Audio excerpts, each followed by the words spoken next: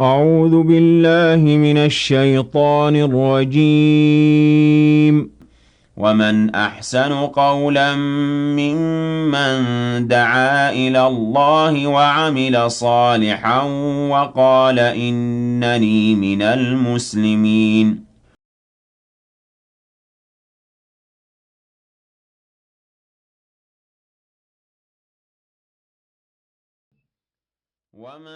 توحيد الناس النار كيازن لهلم نجر بر يميهونن لهلم نجر مسرة يميهونن تلك عبادة صلاة بأونتنينت ودع الله مدرس يفلق بتككلنيا فلاقوت يجنة المنقر ما ياز فلقان له يالسو صلاة أدبقو ياز أمس وقت صلاة وجن بساعات بجماعة تكبيرة الإحرام كإمام قاريا كن يلمسجد نفسه يتاقل سو الله كذيابه على يالون خير من قد إنزال لي كفافة اللتال إيه ربطر يلالو حقيقان يتاوكا الله يمي فلقو سوج أخيران يمي فلقو سوج يان من قد يمي جمروبت برون يمي كفتوبت قل فاتشو صلاة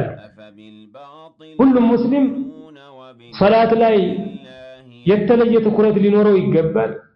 صلاة أطبقا كيازن نفساችን እንቅልፍ እየፈለገች ማረፍ እየፈለገች አይደለም ለአላህ ብለሽ ተነሽ ይበርደኛል ይቀዘቅዘኛል ስትል አይደለም ለአላህ ብለሽ ውዱ አድርጊ حتى አንዳንድ ሰው ለምሳሌ ሱብሂ ራሱ መነሳት ዓዳው ሆኖ እየተነሳ ሱብሂን ይሰግዳል ግን አንዳንድ ጊዜ ጀናባ ላይ ሊሆን ይችላል ገላ መታጠብ ይኖርበት ይሆናል ይሄንን ሰበብ አድርጎ ከሱብሂ ይቀራል በል አንዳንዶቹማ እንዲህ አይነት ነገር ካለ ፀሐይ እስከሚወጣ ድረስ መጠበቁ ራሱ ችግር የሌለው መስሎ የሚታያቸውም አለ ግን ነፍስን አደብ ማስያዝ ከእንዲህ አይነት ነው የሚጀምረው ሰው ለአላህ ብሎ ትንሽ እንኳን ችግር ከተሸከመ የነፍሱ ፍላጎትና የአላህ ፍላጎት መተውበት የአላህን ፍላጎት ሲመርጥ ያ ነገር ኢማኑ እየጨመረለት ነው የሚመጣው ይሄ ነው የኢማን መንገድ ስለዚህ አምስት ወቅት ሶላቶችን በተለይ ደግሞ የሱብሂ ሶላትን ነፍሳችን ቀጥ ብላ ምርጫ በሌለባት መልኩ ግዴታዋ መሆኗን አውቃ እንድትሰግድ ካደረግናት ከዚያ በኋላ ያለውን የኸይር በር አላህ ተባረከ ወተዓላ ይከፍትልናል በሶላት ላይ ትልቅ ትግል ያስፈልጋል ትልቅ እውነተኝነት ያስፈልጋል አላህ አንድን ባሪያውን መልካም ነገር ሲፈልግለት አኺራውን እንዲያሳምር ሲፈልግለት የሶላትን ደረጃ ያሳውቀዋል መመከር በማያስፈልገው መልኩ እቺ ሶላት ደረጃዋን ትልልቅ አኢማዎች ስላወቁ ነው በሷ ላይ ምንም አይነት ክፍተት አይፈጥሩም ነብያችን አለይሂ ሰላቱ ወሰለም ራሳቸው ሱሐቦች አላህ ከሥራዎች ሁሉ የበለጠ የሚወደው ምንድነው ሲላቸው ሶላትን በጊዜዋ መስገድ ብለው ይመክሯቸዋል እሳቸው አንድ ሶላት እንኳን ጂሃድ ላይ ሆነው የአላህን ቃል በላይ ለማድረግ ከሙሽሪኮች ጋር እየተዋጉ አልፏቸው በጣም ተበሳጩ ሙሽሪኮችን ዱዓ አደረጉባቸው አላህ ቤታቸውንም ቀብራቸውንም ሆዳቸውንም በእሳት ይሙላባቸው አሉ አስሩ ሶላትን አሳልፉበት የሶላት ደረጃዋ ነብያችን አለይሂ ሰላቱ ወሰለም ዘንድ ይሄን ያክል ነበር ከሰለፎች መካከል አንድ ሶላት ስታልፈው ገንዘቡን ሙሉ በአላህ መንገድ የሚሰጥ ነበር ያ በጣም ጎርዶት በጣም አሳዝኑት እንኳን ዋጅቡ የሌሊት ሶላት አልፏቸው ቁጭ ብለው ልክ ተአዚያ እንደሚደረሰው ቤተሰብ እንደሞተበት ሰው ቁጭ ብለው የሚያለቅሱ ነበር